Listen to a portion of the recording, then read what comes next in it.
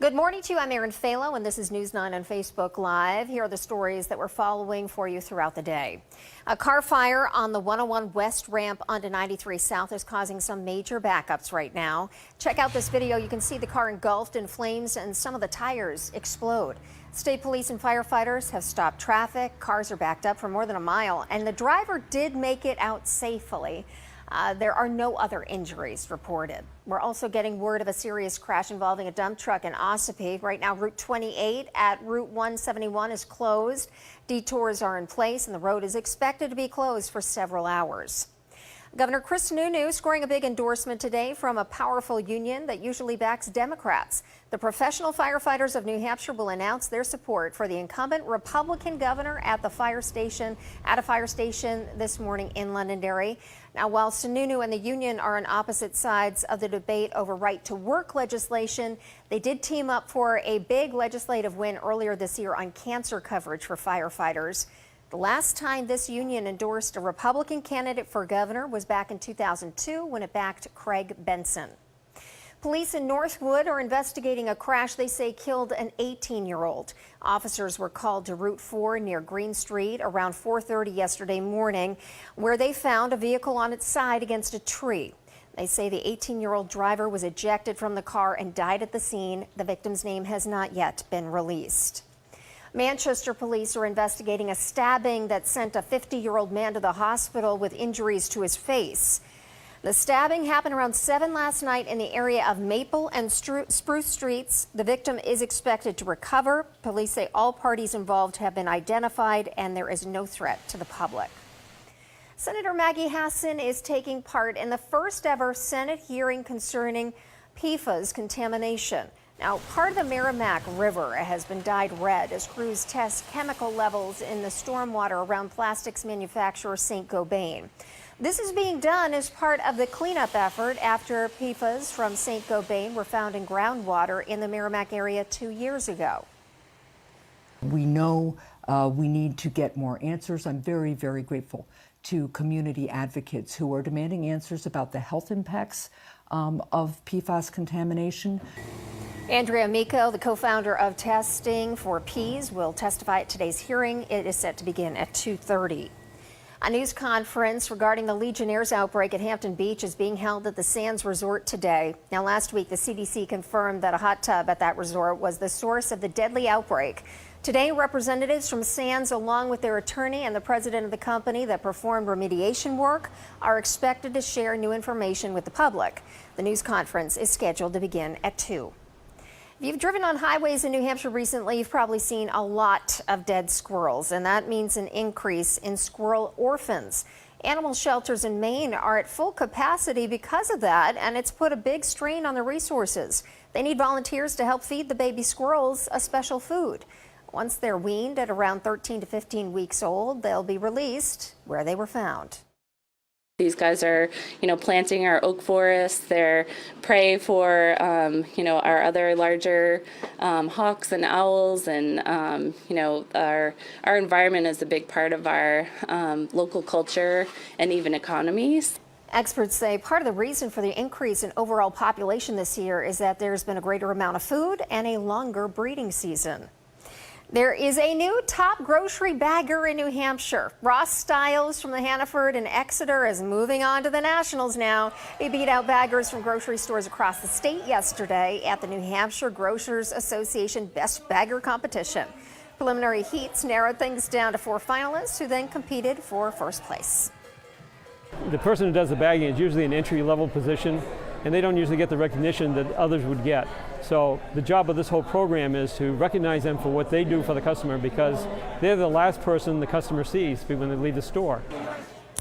The national competition is in Las Vegas and has a $10,000 grand prize. The competition also helps the community with sponsors collecting donations for the New Hampshire Food Bank. They are very talented folks. You got to make sure that the eggs don't get broken, the bread isn't smushed, right? A lot goes into that. It's not easy. You try your hand at it when there's someone not there, and it's not easy to do or quickly. Right. It's a high-pressure job, too, when you have long lines, Oh, right? yeah. Oh, You're yeah. trying to get that done and get people out of there as quickly as possible. We start off looking at the clouds out there this morning. A couple of passing showers at just about any point as we go through the day today. Humidity increases, temperatures starting in the 60s, jump into the 70s into the afternoon, and we have a front that will be crossing the state later on this evening. Out ahead of that again, there could be a couple of showers at any point. A lot of those will be confined to the northwestern half of the state. All the while, temperatures will be jumping quickly, and with a southerly wind at 10 to 20 miles an hour, the atmosphere will be juiced up. It'll be anywhere from the 70s to near 80 degrees and dew points in the 60s to lower 70s by 3 or 4 o'clock this afternoon. A front approaches the North Country sometime after 5 o'clock this afternoon, and that will dive southeastward from there between about 6 and 11 o'clock this evening. Gusty winds are going to be a possibility along that line and a couple of brief heavier downpours. Once it goes by, skies are going to clear quickly, and that humidity that we build up today will be long gone by early tomorrow morning. Highs tomorrow will be in the 60s. The only snag going forward through the weekend might be the chance of a passing shower with some extra clouds around on Friday. I think we get beyond that, and again, it's sunshine for the weekend with temperatures in the 60s with overnight lows in the 40s.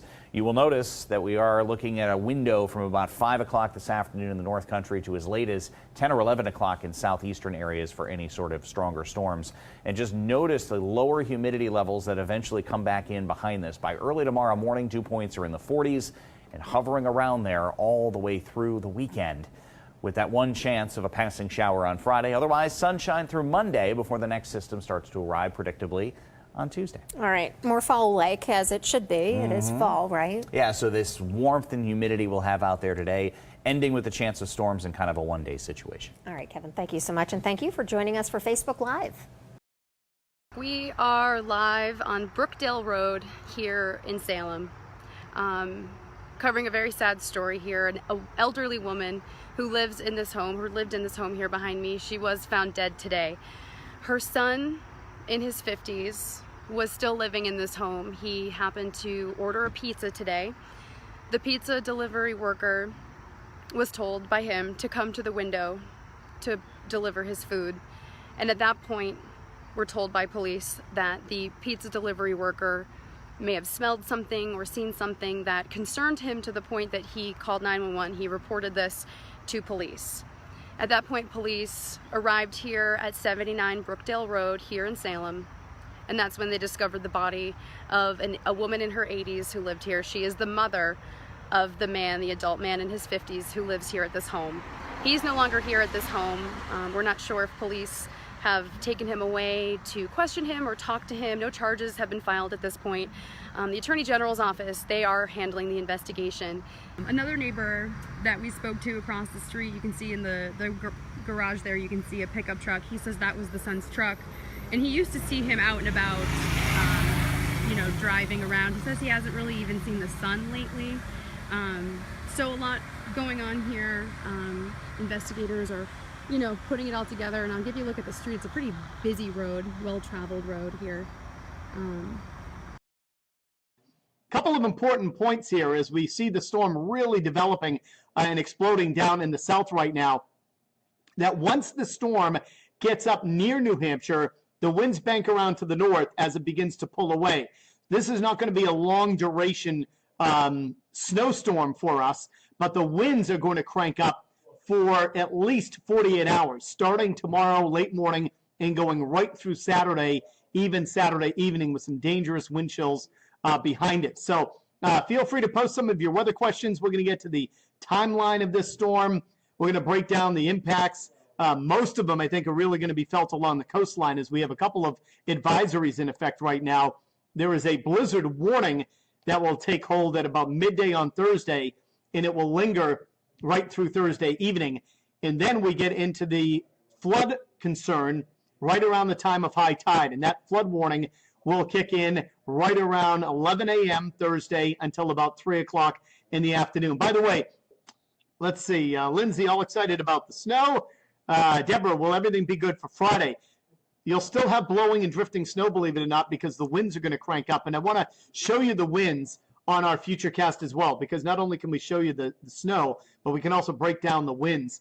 Look at this. By about midday tomorrow, the winds are already between 30 and 40 miles per hour. These are the gusts.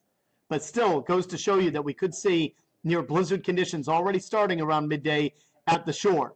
For those just tuning in, when we talk about a blizzard, 35-mile-per-hour winds are stronger, and visibility of under a quarter of a mile for 3 consecutive hours. Now, the wind doesn't have to be sustained, but frequent wind gusts during those 3 hours have to be met in order to see a blizzard criteria reached. On Facebook Live, Governor Chris Sununu fielded questions from across the political spectrum. Some wanted to hear more about a top issue in this campaign, paid family and medical leave. Specifically, what's the governor's plan? My program is very different. A truly voluntary system. You can opt in or opt out on a regular basis, just like your current insurance programs work. My program includes the state employees, has no startup costs because it's a public-private partnership. Doesn't have the 40 employees that theirs was going to need to keep it operating and running because we're bringing the private sector in. Facebook users asked about education. Question from Anthony Sciala. I know that you passed full-day kindergarten, but what else can we do to make sure that New Hampshire students compete on a national level? And how do we better prepare students to compete in a digital world? One thing I believe that we have to do is when you look at towards middle school, for an example, I think kids should be able to take computer coding classes, right? As opposed to if a foreign language doesn't fit them, maybe computer coding. On school safety, the governor says he's emphasized improving security systems and helping kids without infringing on the Second Amendment. We know we could hit a crisis. Of course it could happen. But we're going to be prepared, and we're going to make sure that kids with problems don't become kids in crisis. And that, I think, is the biggest problem that we face in this country. We let kids get through the system without really encompassing them with the services and supports so they feel like they have self-worth, there's value, they don't have to act out. Another Facebook user asked what Sununu has learned about the job of being governor. He says it's important to listen to people who've been failed by the system. It's tough to hear a lot of those stories, but you got to do it, and it's so important. And I think that's one of the secret sauces, if you will, in terms of how we've been able to do it a little differently. Adam Sexton, WMUR News 9. Hello, and thank you for clicking on this Facebook Live. We're talking about an event this week that could make a critical difference in New Hampshire's opioid crisis. That's Drug Take Back Day. The Granite State is a big part of this national event, and I'm joined now by several people to talk about how it works and why it matters. John Delina of the DEA, Celeste Clark of the Raymond Coalition for Youth, and Manchester Police Chief Nick Willard. Thank you all so much for being here Thank you today. for inviting me. Yeah, thanks for having us. This is such an important topic, and we're seeing it in all walks of life, all across the state, different communities. Why is Drug Take Back Day so important, and what is it? All right, so twice a year, the DEA hosts a National Prescription Drug Take Back Day, and we do it all over the country. We've had a tremendous amount of success with it here in New Hampshire. This Saturday from 10 a.m. to 2 p.m. at over 112 locations around the state. You can come in, no questions asked, and turn in your unwanted or unused medications, which is so critical. We know that with the fentanyl crisis that we're faced with today around the country, and here in the Granite State especially, 3 out of 4 of those people say they started with prescription opioids. So we need to get that stuff out of harm's way. We know people are breaking into homes looking for this stuff. We know children are experimenting with stuff they're finding in their own homes, or neighbors might be in your house going through your medicine cabinet. It's critical that we get that stuff safely disposed of. We also do it in a way that's safe for the environment. We live in such a beautiful state and a beautiful part of New England, so we want to make sure we do it in a way that is safe and healthy for everybody. And it's important for people to realize, I mean, while these opioids may be legal or they had been prescribed to you, that people who own them and don't use them anymore, it's so important they may be legal, but they may be used for...